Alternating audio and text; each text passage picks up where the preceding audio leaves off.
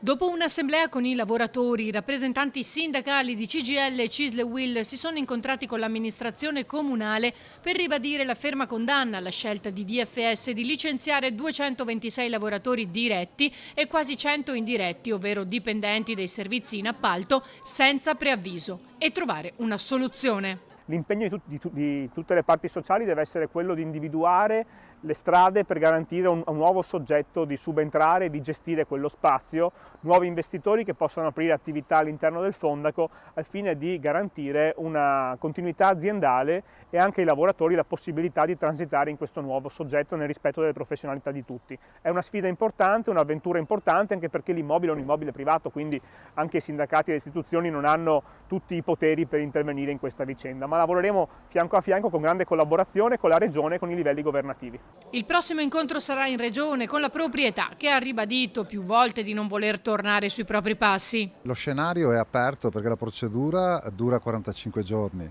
e speriamo che qualche grande società o qualche fondo, anche se abbiamo qualche perplessità, si faccia avanti per poter dire prendiamo questo palazzo in affitto e mettiamo qualche negozio del lusso, però